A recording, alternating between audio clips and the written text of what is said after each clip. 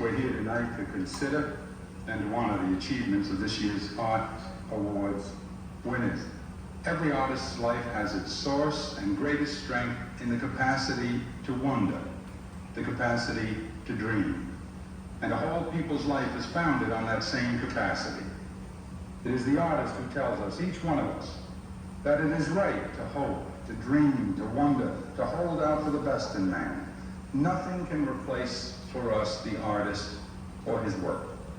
We're here to note that we are all artists, finally, when we give ourselves over to a dream and then fashion some part of our lives from it, when we risk reaching beyond our lives to touch someone else's, when we struggle to articulate something of our own experience in a gesture or a phrase or a few pencil strokes, all of us.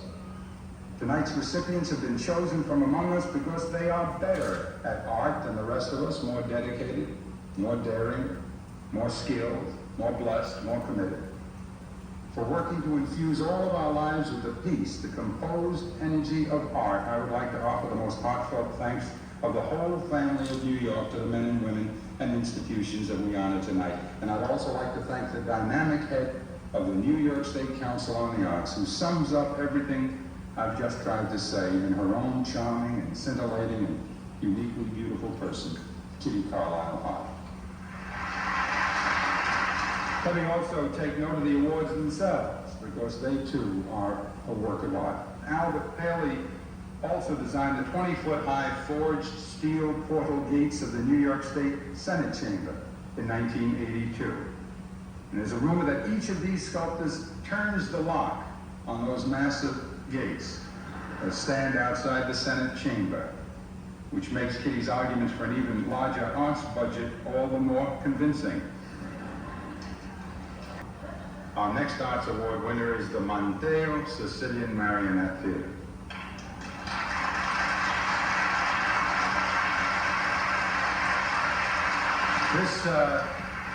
This is the patriarch of this amazing family, Miguel Papa Manteo. It's a pleasure to have you in the stage.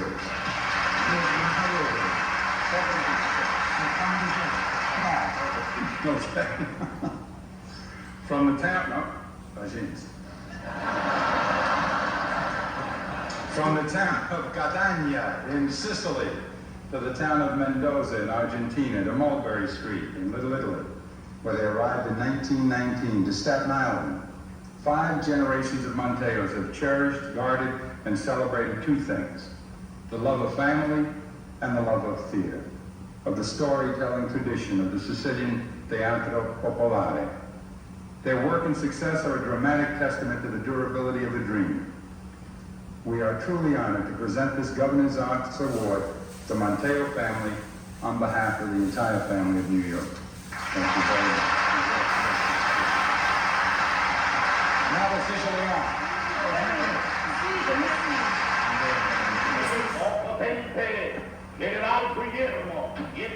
We've been working for 12 years without a night off.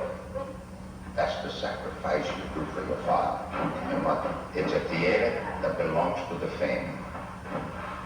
Sometimes I forget while I'm manipulating. I'll ask my brother Johnny, what's going on with him? He dies.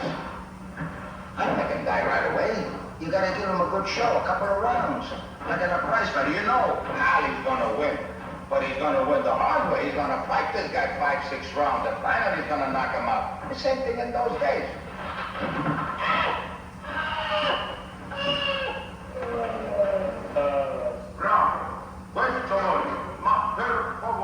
And for you to see this story, you got to come to my place every night.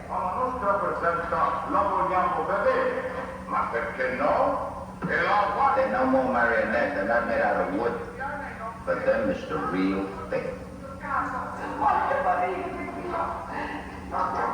It's great stuff, these marionettes. I loved them till the day I died. My son instructed me to say, Dad, when you go for the speech, you only got 1 minute. How can I explain 65 years about my marionettes and my families in 1 minute? But I'll try.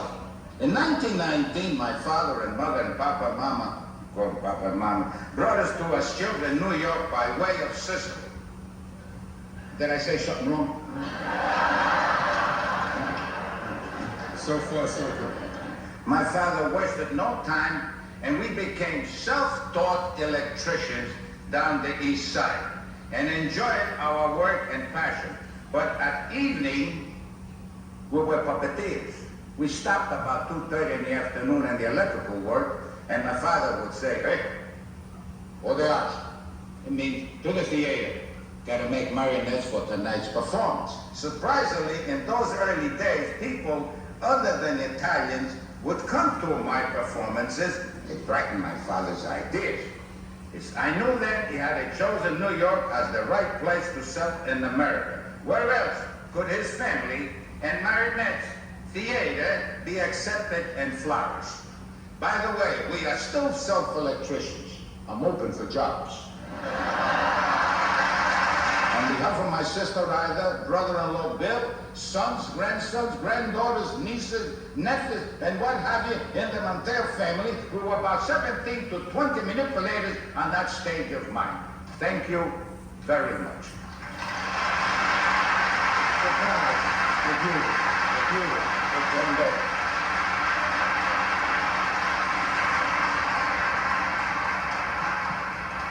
Our next recipient, Lou Esther Mertz, is being honored tonight as a patron of the